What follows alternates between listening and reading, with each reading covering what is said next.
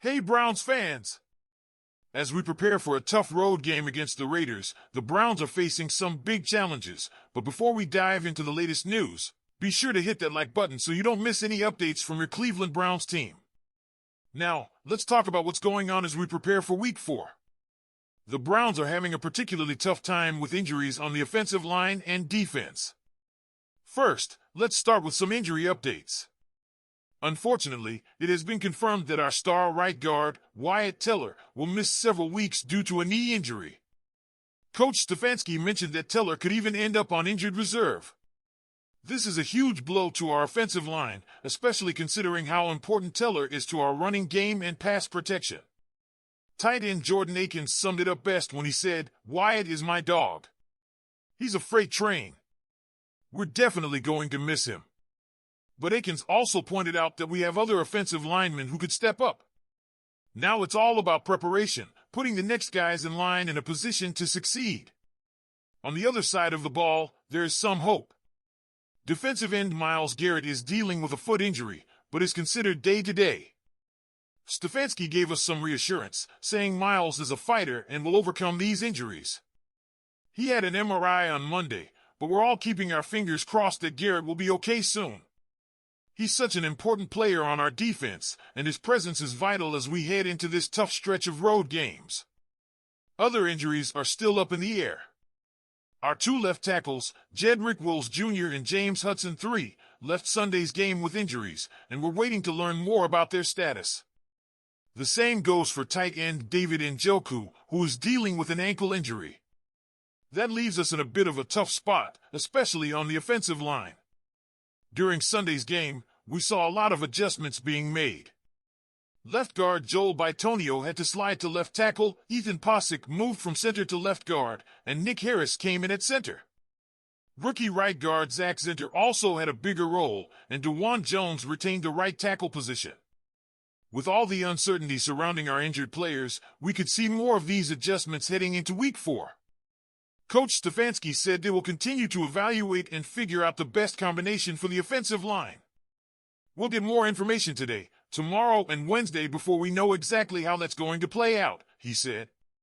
It's a tough situation, but if there's one thing we've learned about this team, it's that they're resilient. Now, let's talk penalties. The Browns did a better job of limiting penalties in Week 3, cutting them to 5 total for a loss of 48 yards. But even with fewer penalties, some of them came at crucial times. A prime example was in the first quarter, when safety Ronnie Hickman intercepted a pass intended for Giants tight end Theo Johnson. It looked like we had a game-changing move, but cornerback Greg Newsome too was flagged for roughing the passer. That decision gave the Giants another set of downs, and they eventually scored a touchdown on that drive. Coach Stefanski admitted it was a rough play. Greg knows you can't get anywhere near the quarterback's head and neck area. We have to stay in that strike zone, he said. It's a tough pill to swallow, especially since that turnover could have swung the momentum in our favor. But as Stefanski pointed out, it wasn't a lack of effort, just a tough decision we need to learn from. As we move forward, the focus is clear: clean up the penalties, shuffle the offensive line, and stay strong on defense. With Teller out and Garrett day-to-day, this team will need to dig deep. The road ahead isn't easy, especially with back-to-back road games starting in Las Vegas, but this Browns team has shown time and time again that it can exceed expectations.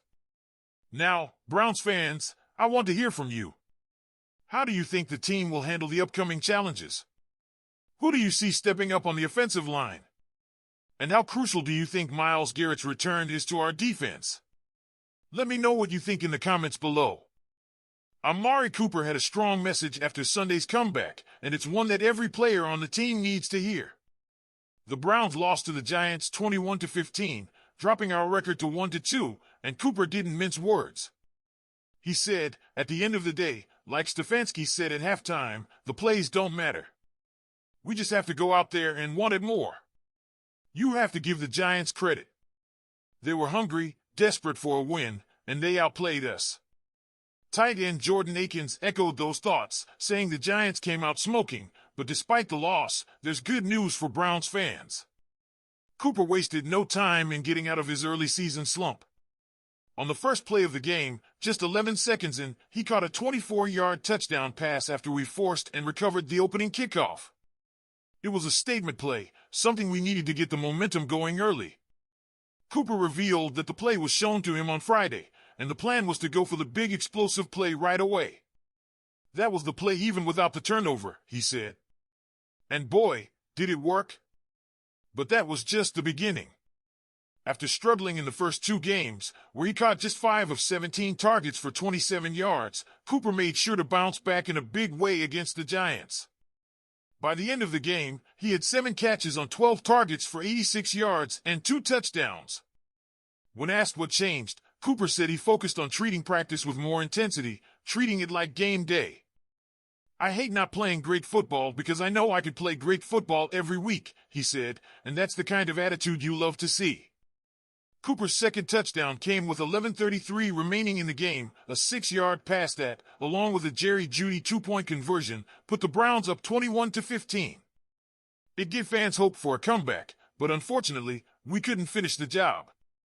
3 consecutive fourth-quarter drives ended in frustration, with a Jerome Ford fumble, a Deshaun Watson sack, and a drop pass by Cedric Tillman at the Giants' 45-yard line that could have changed the game.